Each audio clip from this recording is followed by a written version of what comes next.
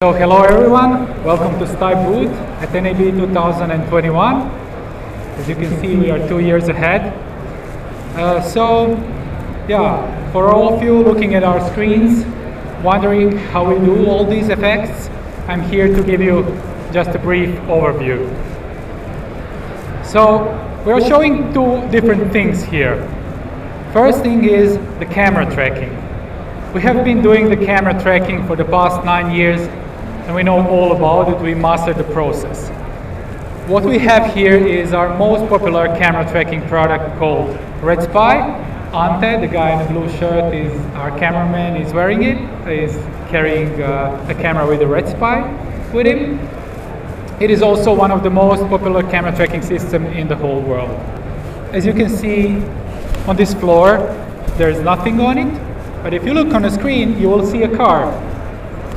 To the average viewer, this car looks real.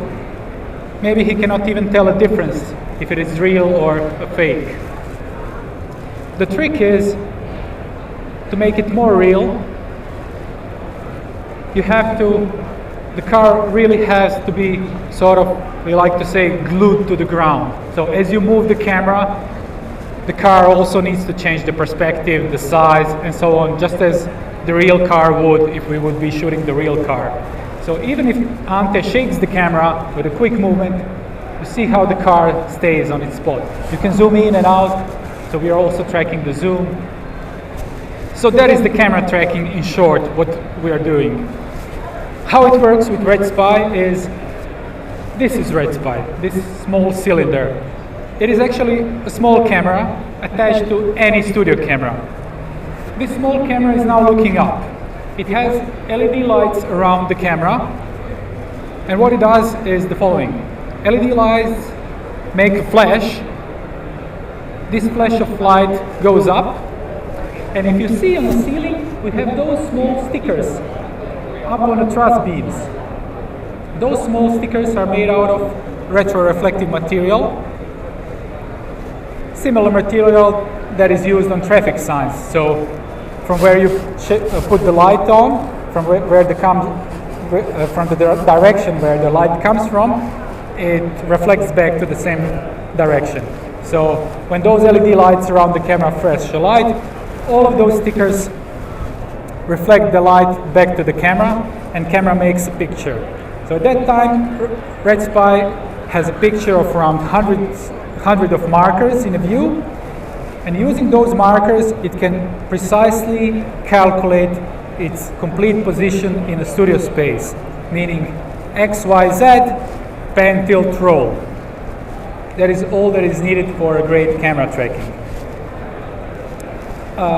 So this is what we've been doing for the past 9 years, but we were missing something.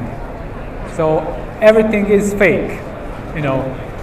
There's a car on a monitor, but if I'm presenter, I'm having difficulties imagining this car.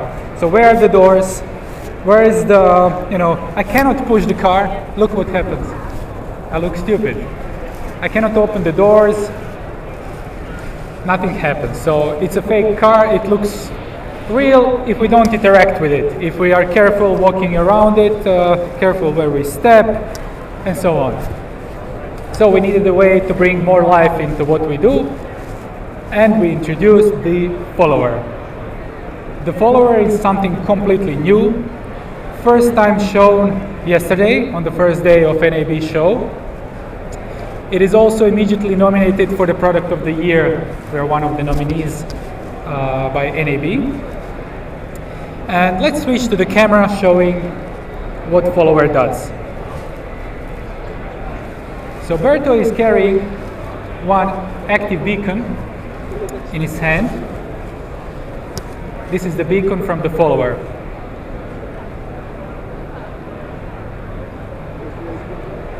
There is some fire going out of it. Yeah, but nothing is wrong with it. So this will enable us to interact with the augmented reality objects. For this example, we just made some particles going out of it, as Berto is showing. You see he's waving his hand and leaving the trails in the air.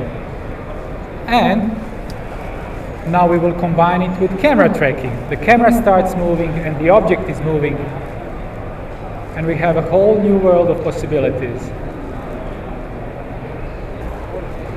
So this is what we can do with one LED. What could we do if we combine more of them? Because with the follower, we can have more of those active beacons, and each one is uniquely tracked. The system cannot mistake one for another. For example, we can put more of them on a rigid object, and then we don't have only X, Y, Z. From this beacon, we only have X, Y, Z, since it's only one. We don't have rotations. But if we put 3 of them, we can also have rotations of this object and position. To give you an example, thank you. Look at this ball. So it is a black ball made out of some sponge. We place the follower receiver inside the ball. You see those white dots? Guess what those are? Those are our LED active beacons. So we have 6 of them, just to have some better coverage, because most of them are hidden from the view of the camera. And like this, we can track rotations. If you look at the screen, you will see that it looks like a real soccer ball. I can play with it. I don't feel like faking this movement, like with something that I don't see or don't feel. I feel the real weight of this ball. I can throw it in the air. I can play with Berto. Catch Berto. Yeah, you won. Yes. So this is one example. The other example of potential use case. It can be used also for, like, in entertainment industry. I'm a singer, for example. I'm walking on a stage, and I want the moving lights to follow me as I walk around. Since we're doing most of the live broadcast, here's one more example what you can do. So a lot of the times in live TV shows, when they're using augmented reality graphics, you will see that they're using, maybe you are not even aware, but sometimes they're using like fake video walls that are not really here, but viewers sees them like they are part of the studio. This is one example. You see this TV screen. On a screen you see it, here you don't see it. And it's already impressive to see this. This is augmented reality. We've been doing this for a long time, and the reactions are good. People are impressed when they see, okay, they're not very impressed by the screens, but there are all sorts of effects that you can do. But you have the same problem as a presenter, and just the fact that you cannot interact with all those elements. For example, football club logos, you can have them here. You can have the map of your country for the election show, and you don't see it, you can't interact with it. But with the follower, so we just improvised this. We took a fishing rope here, so you can't see it on the camera, and hang a paper holder. And on this paper holder we placed 3 active beacons from the follower. And look what I can do now. I can take the screen in my hand and do this. You know. So it's a complete new level of interactivity. I can really feel my objects. And to the viewer, now they can look really real. Or I can just accidentally bump on a TV screen and say, ow, to make it look more realistic. So a little technical overview of follower. So basically you have LED beacon. In his pocket he has a receiver. One receiver has 6 channels, so 6 different LEDs can be tracked. That's what we have on the ball. Receiver is inside the ball. And around the studio, on fixed positions, we have cameras that are looking at these beacons. Right now in this setup we have 8 cameras. I mean, the more you have, the better coverage you have, but 4 would be more than sufficient to track this area. Thank you for your attention. I hope you enjoyed the presentation, and if anyone has any question, feel free to stop by and ask or play with the tool.